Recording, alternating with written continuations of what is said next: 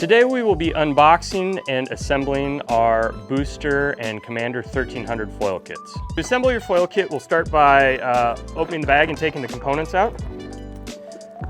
You can begin with the front wing and the fuselage, which are located on the bottom half of the bag.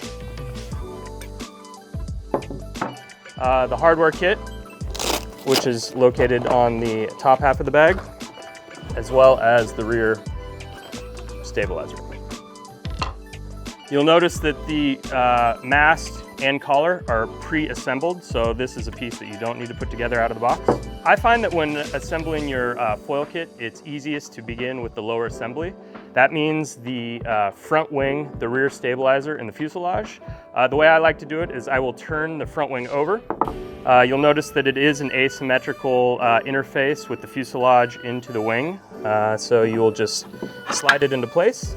Then you'll go to your hardware kit. The hardware kit is basically everything you'll need to put the foil kit together and then mount it to your board.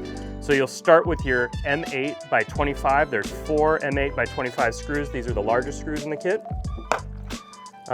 You will use 1 and 2.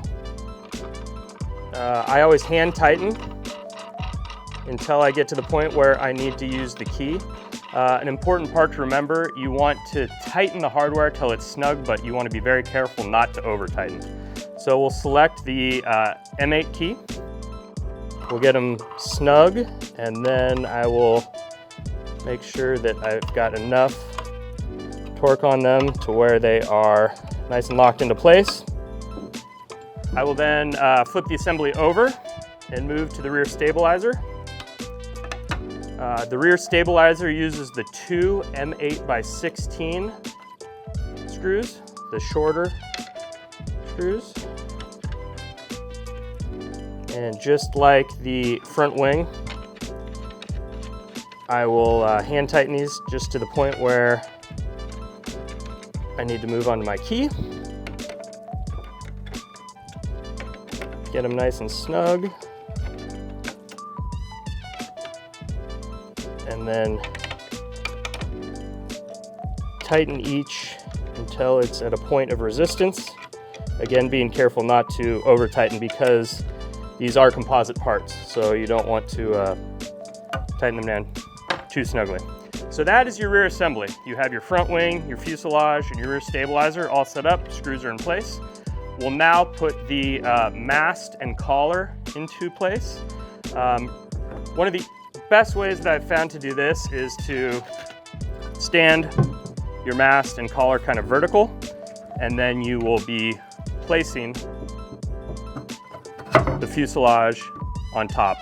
Usually it'll stay, but you always want to stay close by because you don't want it to fall off. You'll then use the remaining 2 M8 by 25 screws, and you will hand tighten. And then go ahead and grab your key. This is an aluminum to aluminum interface as far as the mast into the fuselage, so you can put a little bit more tension. And there you have it. Your foil assembly is complete. Something important to note, you'll notice that I'm using the Commander 1300 in this video. The Booster 1300 is the same assembly instructions. All the components and hardware are exactly the same. So if you have a booster foil, go ahead and just follow these instructions exactly as I did them with the Commander foil.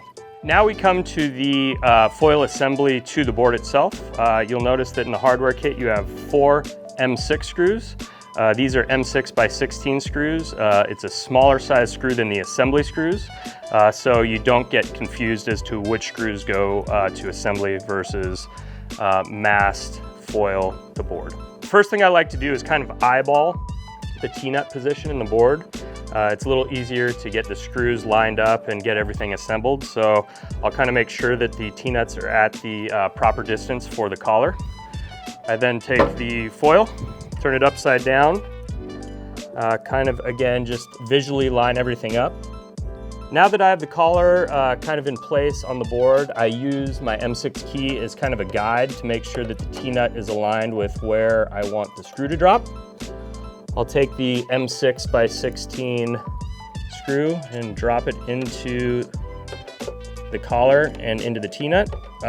It is important to note that when I assemble the foil kit, I like to keep the hardware loose at first. That way it allows you some fore and aft adjustment.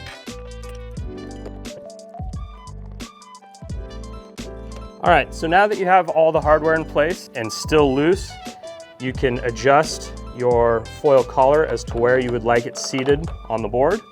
You can watch some of our other videos as far as placement goes for recommended boat speeds, body sizes, things like that.